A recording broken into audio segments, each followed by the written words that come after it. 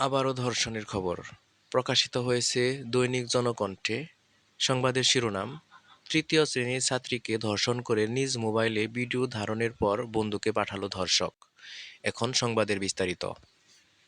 গাজীপুরের শ্রীপুরে তৃতীয় শ্রেণীর এক ছাত্রীকে ধর্ষণ করে সেই দৃশ্য নিজের মোবাইলে ধারণ করেছে ধর্ষক। খবর পেয়ে ওই ছাত্রীকে উদ্ধারের পাশাপাশি মোহাম্মদ আরমান মিয়া নামের ওই যুবককে ধরে গণপিটুনি দিয়ে পুলিশে দিয়েছে স্থানীয় জনতা। অভিযুক্ত আরমান মিয়া ময়মনসিংহের গফরগাঁও উপজেলার নিউগাড়ী ইউনিয়নের মোহাম্মদ শামসুল হকের ছেলে। নির্যাতনের শিকার ওই শিশুর বাড়ি উপজেলার বর্মি ইউনিয়নে। স্থানীয় বাসিন্দা ও পুলিশ সূত্রে জানা গেছে, শনিবার সন্ধ্যা 6:30টার দিকে উপজেলার বর্মি ইউনিয়নের শালবনের ভেতর থেকে আরমান মিয়া সহ ওই শিশুকে উদ্ধার করা হয়। শিশুকে উদ্ধার করে হাসপাতালে পাঠিয়েছে পুলিশ। সেই সঙ্গে যুবককে আটক করে গণপিটুনি দিয়ে পুলিশে দিয়েছে স্থানীয় জনতা। ওই যুবক ইয়াবা সেবন করে এ ঘটনা ঘটিয়েছে বলে স্বীকারোক্তি দিয়েছে। কয়েক বছর ধরে ঘটনাস্থলের পাশে মাঝেরটেক এলাকায় বন বিভাগের জমিতে কুঁড়েঘর বানিয়ে বসবাস করছে আরমান।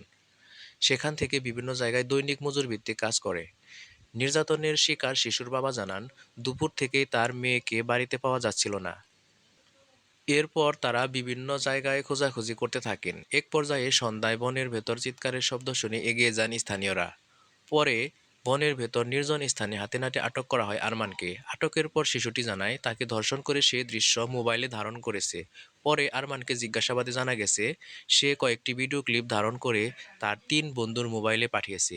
এরপর তাকে গণপিটুনি দিয়ে পুলিশে সোপর্দ করা হয়। শ্রীপুর থানার পরিদর্শক মোহাম্মদ শামীম আক্তার জানান, আরমানকে পুলিশি হেফাজতে আনা হয়েছে। নির্যাতনের শিকার শিশুকে উদ্ধার করে হাসপাতালে পাঠানো হয়েছে। এ ঘটনায় অভিযুক্ত আরমান প্রাথমিক জিজ্ঞাসাবাদে অপরাধের কথা স্বীকার করেছে। তার বিরুদ্ধে আইনগত ব্যবস্থা প্রক্রিয়াধীন রয়েছে। আজকের খবরটি এ পর্যন্তই। পরবর্তী সংবাদ পেতে আমাদের চ্যানেলটি সাবস্ক্রাইব করে পাশে থাকবেন। সবাইকে ধন্যবাদ। আসসালামু আলাইকুম।